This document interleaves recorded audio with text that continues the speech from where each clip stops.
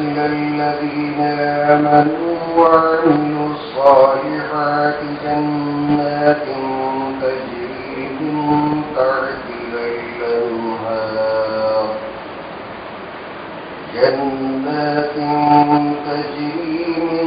تحتها الأنهار خالدين فيها بإذن ربهم تحيتهم فيها سلام.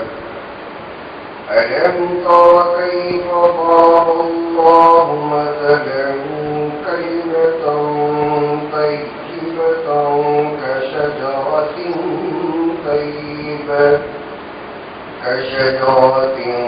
طيبة أصلها ثابت وفرعها في السماء تؤتي أكلها كل حين بإذن ربها ويضرب الله الأمثال للناس لعلهم يتذكرون. ومثل كلمة خبيثة كشجرة خبيثة اجتثت من فوق الأرض ما لها من قرار. صدق الله العظيم.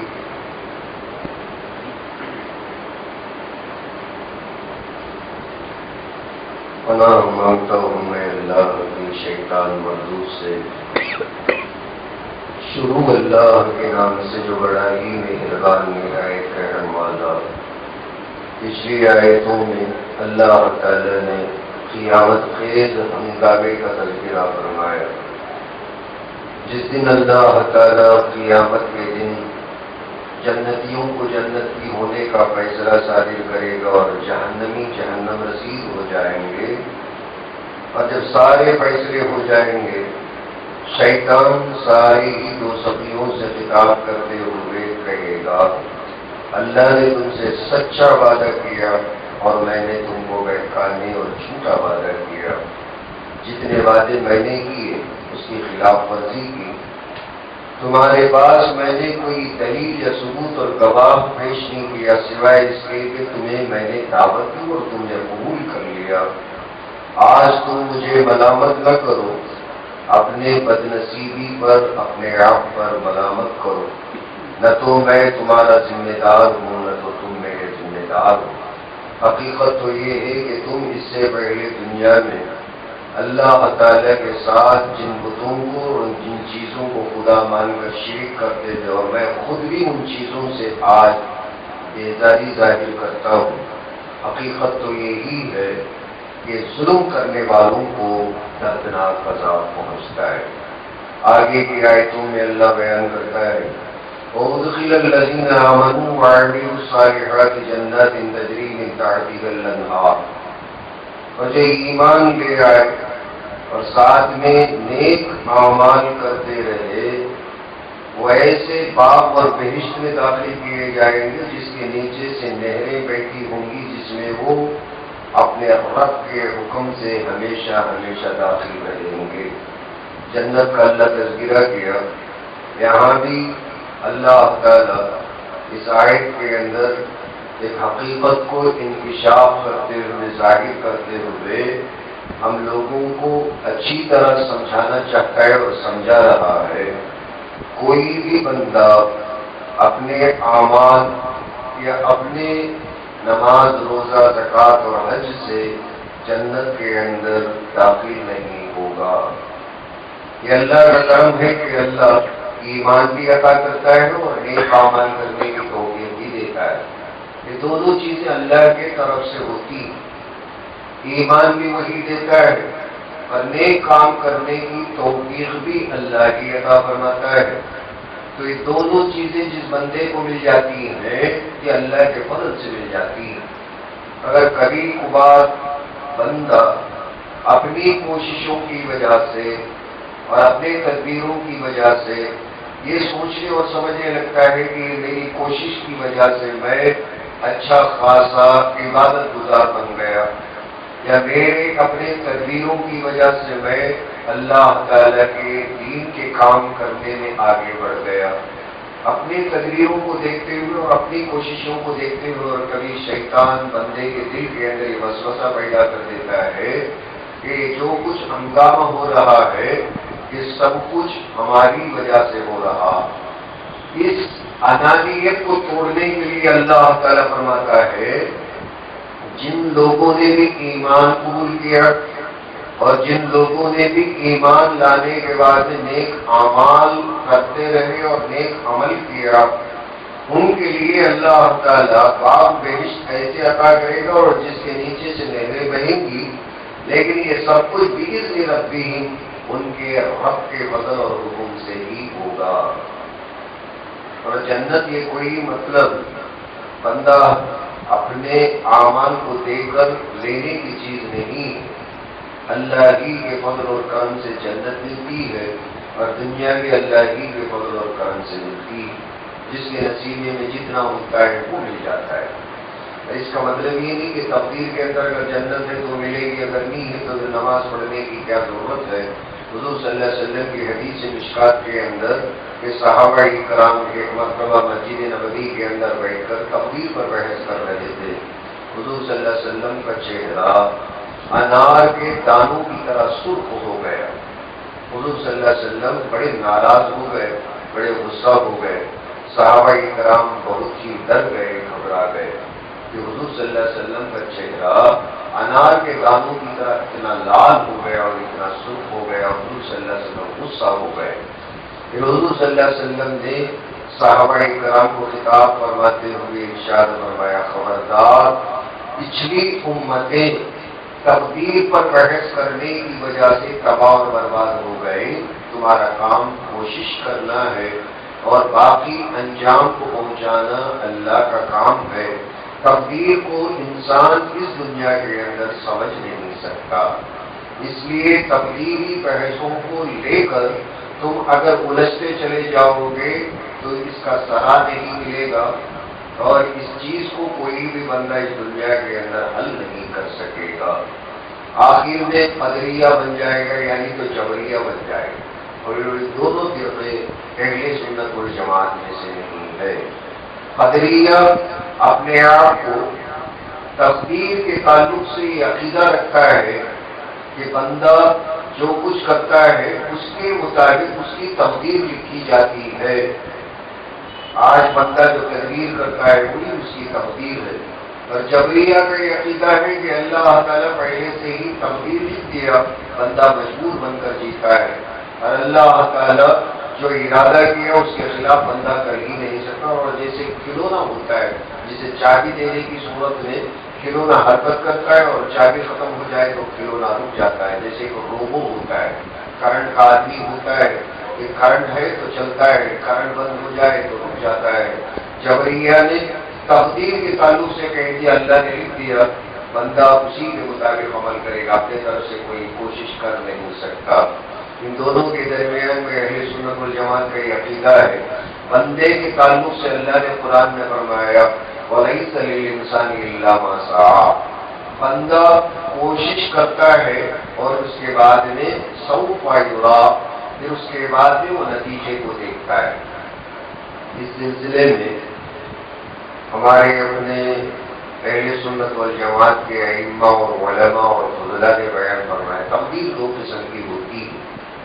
جب تقدیر کی بات آئی تو میں چلتے چلتے سرسری ایک مختصر سی بات کر دوں کہ تقدیر دو قسم کی ہوتی ہے، ایک تقدیر معلق، ایک تقدیر محکم۔ ایک تقدیر وہ ہے جو اللہ تعالیٰ اپنے علم کے اندر، اللہ علیم ہے، اللہ الغیوب ہے، پورے کائنات کو اللہ بنانے سے پہلے ہی اللہ تعالیٰ کے علم کے اندر ساری باتیں مستحدث تھیں، غیب کے اندر نہیں۔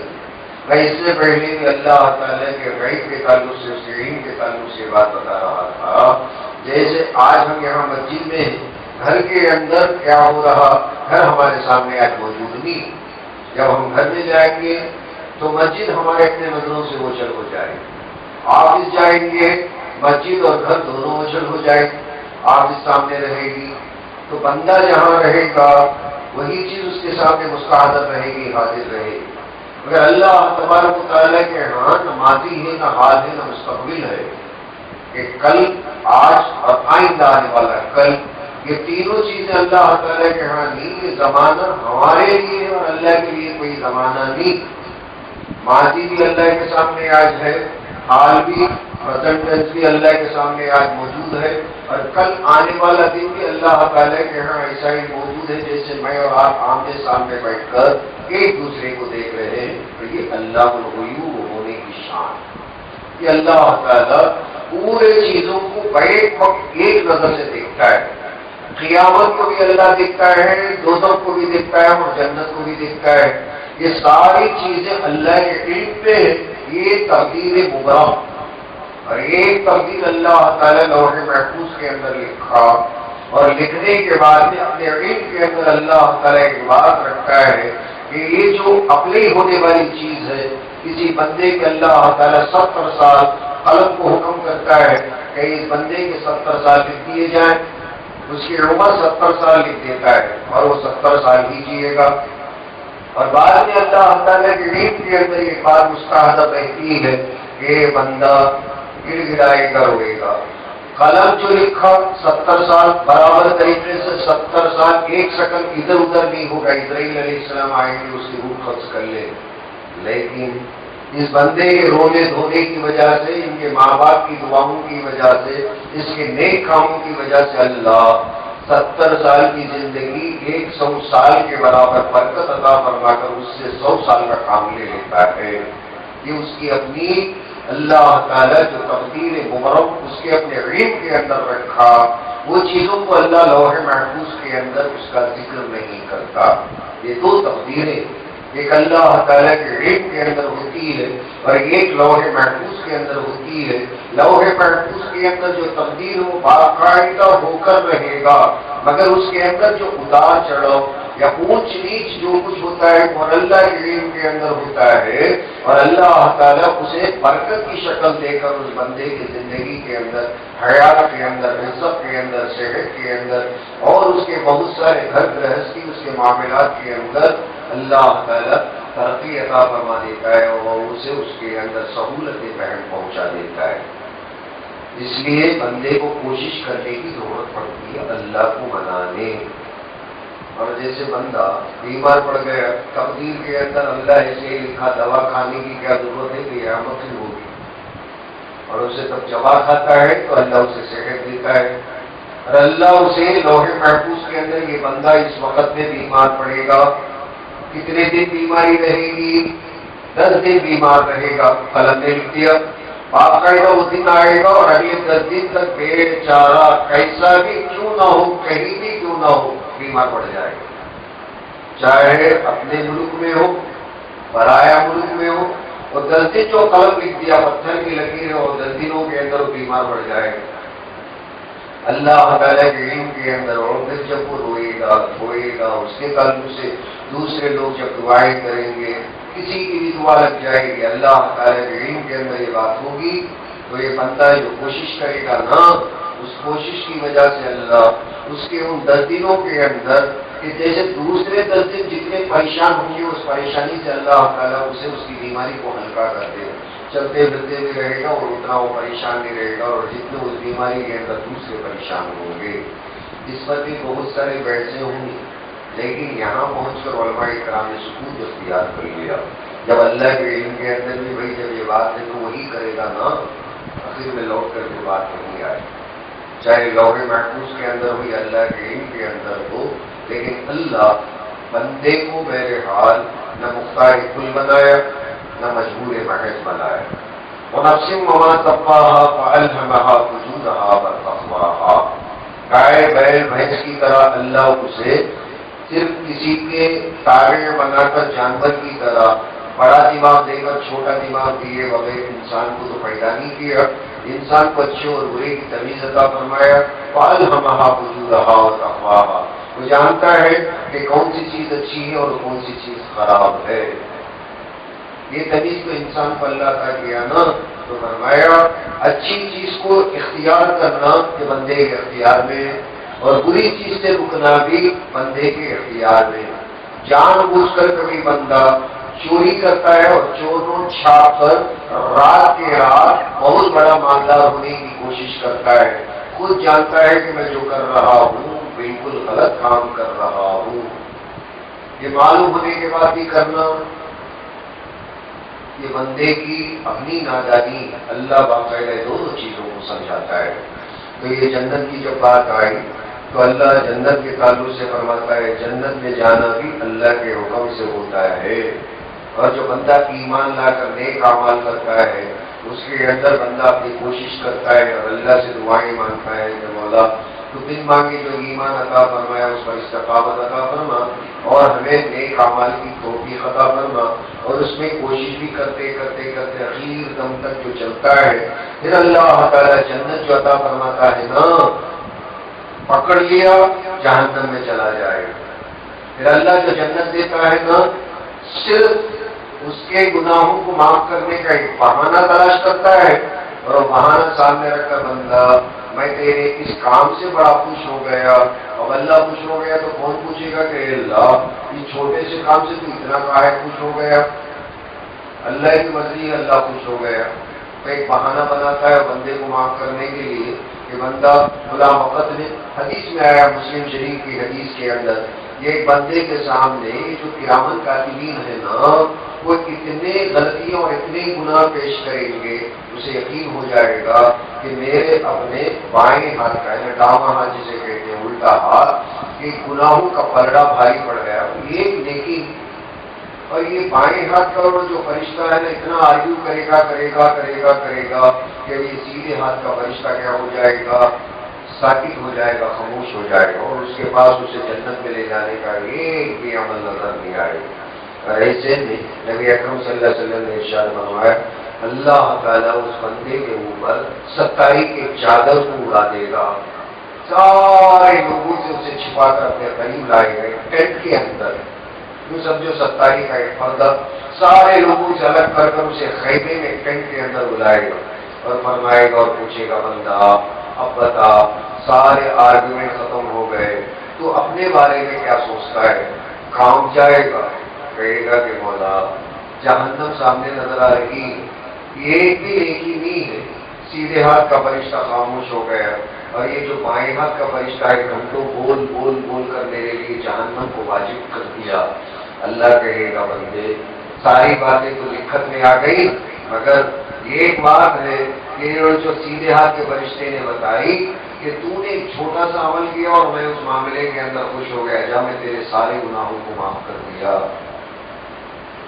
سارے باتیں ہونے کے بعد اللہ 27 کا پردہ ڈال کر اس کے اوپر اس کے ایک چھوٹے سے کام سے خوش ہونے کا اعلان کرتا ہے اور اس بندے کو جنت کا فرمانا عطا فرما دیتا ہے، اور جب چادر اٹھتی ہے اس کے اپنے سیدھے ہاتھ کے اندر فرمانا ہوتا ہے، فرشتہ دنگ رہ جاتا ہے، یہ فرشتہ بھی دنگ رہ جاتا ہے، اور اللہ اسے جنت کے اندر پہنچا دیتا ہے۔ یہ اللہ کی کرم فرمایا بِإِذْنِ رَبِّی، تم جنت کے اندر جاؤ گے تو یہ اللہ کے فضل سے جاؤ گے، اور ہماری بھی یہ دعا ہے کہ اللہ جس طرح فضل فرما کر ہم لوگوں کو سب کچھ عطا فرمائے، آخرت کے اندر پکڑ نہ فرما کر اندیشی فرما کر اللہ ہم تمام لوگوں کو بھی اپنے فضل سے جنت عطا فرما دے۔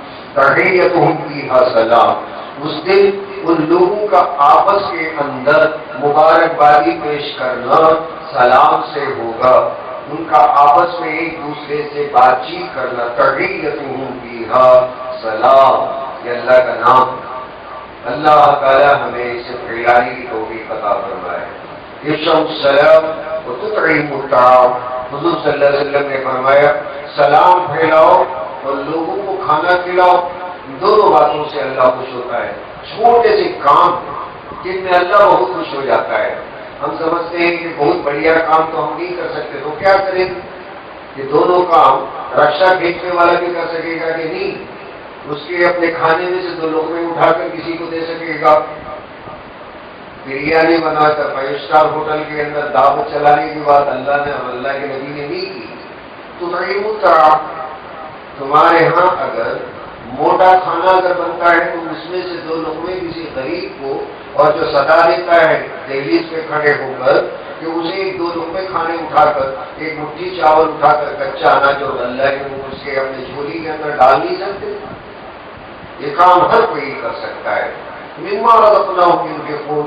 آج تمہارے گھر کے اندر جو بنا اس میں سے صدا دینے والے کو یا جیب میں سے اگر 1 روپیہ ہے اس میں سے 1 چمنی 10 پیسے اٹھا کر تم اپنے حیثیت کے مطابق خیرات کرو. ہو سکتا ہے کہ اس چیز کو اللہ پسند کر کے جنت کا فیصلہ کرتے. ایک بہانہ ہوتا ہے، بس ایک بہانہ ہوتا ہے. اور جیسے میں جمعہ میں کہہ رہا تھا کہ دودھ دوہنے والا بہت سے دل کے اندر یہ بات پیدا ہوئی کہ آج اللہ نے دودھ کے اندر برکت عطا کی تو ایک اللہ کے فقیر کو پلا دیں گے. اگر اللہ اسے بہانہ بنا لیا تو سارے جتنے گناہ کیا ہوگا اللہ اس کے اوپر قلم پھیر دے گا، پانی پھیر دے گا. اور اس نے ایک ارادہ کر لیا کہ آج میرے دودھ کے اندر اللہ نے اضافہ تھا کیا، بہت زیادہ دودھ مل گیا، خوش ہو گیا. وہ ارادہ کیا کہ جو فقیر پہلے مجھے نظر آئے گا میں اسے لبالب پیٹ بھر کر سئے ہونے تک پلاؤں گا، اور بڑھیا دودھ پلا دیا. اور وہ فقیر بھی خوش ہو گیا اور پلا کر یہ بھی خوش ہو گیا. اس منظر کو دیکھ کر اللہ بھی خوش ہو گیا. یہ چھوٹے سے کام اور اس کے اندر بندہ اکڑ جاتا ہے، سلام کرنا نہیں چاہتا. سلام کے اندر بھی مسائل، کسے سلام کرنا کسے نہیں سلام کرنا. اسی لیے جب اللہ کا نام عام کرنا ہم نے چھوڑ دیا، اللہ تعالیٰ دوسروں کے پیروں کے اندر جا کر ہمارے سروں کو کھپا دیا. آج ہم دوسروں کی چاپلوسی کرنے میں مجبور ہو گئے. کیا اچھا ہوتا کہ مسلمان ایک دوسرے کو دیکھ کر چھوٹا بڑا یہ سب سارے تمیزوں کو چھوڑ کر ہم سلام کرنے والے بنتے. السلام علیکم کہنے کے اندر کیا جاتا ہے؟ حضور نے فرمایا الٹے 40 نیکیاں ملیں گی، ورحمۃ اللہ وبرکاتہ کہیں گے تو 70 نیکیاں ملیں گی. اور اس سے بڑھ کر بولنا بدعت ہے. السلام علیکم ورحمۃ اللہ وبرکاتہ، یہی حضور صلی اللہ علیہ وسلم نے تعلیم فرمائی. سلام کے کلمات یہاں آ کر پہنچ کر ختم ہو جاتے ہیں. اور اس کے علاوہ اگر کوئی اللہ بندہ اور بھی بڑھ کر اس کے اندر دعائیں دے دیتا ہے، یہ بدعت ہے.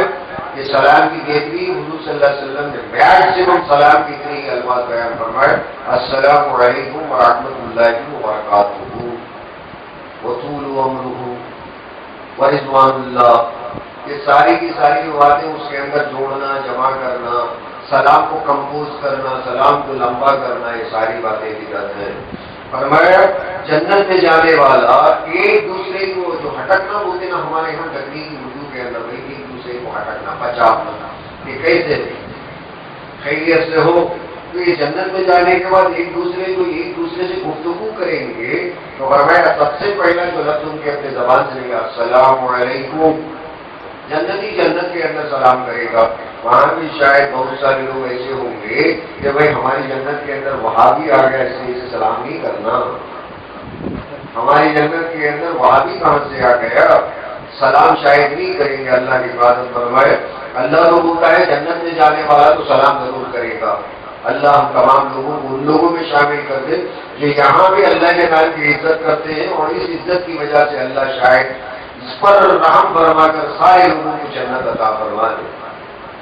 علم تر کیف ضرب اللہ مثلا کلمہ. اب یہ کلمہ طیبہ کی فضیلتیں ہیں، وہ دوسرا مضمون ہے، میں کل آپ لوگوں کے سامنے عرض کروں گا. اللہ مجھے بھی اور آپ کو سلام کی عزت اور سلام کی فضیلت سمجھ کر جو اللہ کا نام اس میں اتنی برکتیں کہ سلام کا ورد کرنے والے کو اللہ صحت اور عافیت عطا فرماتا ہے. سلام کا جو ورد کرے یا سلام یا سلام یا سلام یا سلام کثرت کے ساتھ پڑھو اور بیمار کے اوپر دم کرو. اللہ تعالیٰ اس نام کی برکت کی وجہ سے بیماری میں صحت اور بیمار کو اللہ تعالیٰ راحت عطا فرماتا ہے. اتنا برکت والا نام اللہ کو چیلنج کر کے فرمایا وَلِلَّهِ الْأَسْمَاءُ الْحُسْنَى. دنیا میں میرے جیسا نام کس کا ہے؟ میرے بہترین نام ہے. اَيِّمَّا تَقُوا فَلَهُ الْأَسْمَاءُ الْحُسْنَى. جس نام سے بھی پکار لے اللہ کے بہترین نام. رحمان پکارو، رحیم پکارو، یا ستار یا غفار یا رحمان یا رحیم، جیسے بھی نام سے پکارو اللہ تعالیٰ متوجہ ہوتا ہے. استجب لکم، میں فوراً رسپانس ہوتا ہوں، میں فوراً تمہارے جواب دیتا ہوں۔ بندہ یہ ہے کہ اللہ کو پکارنا نہیں جانتا اور کیسے پکارنا ہم نہیں جانتے۔ اللہ دعا کرنے کی توفیق عطا فرما دے اور دعا سمجھا دے، دعا کرنا اللہ ہم تمام کو سکھا دے۔ سبحان اللہ و بحمدہ، سبحانک اللہم و بحمدک، نشہد ان لا الہ الا انت نستغفرک و نتوب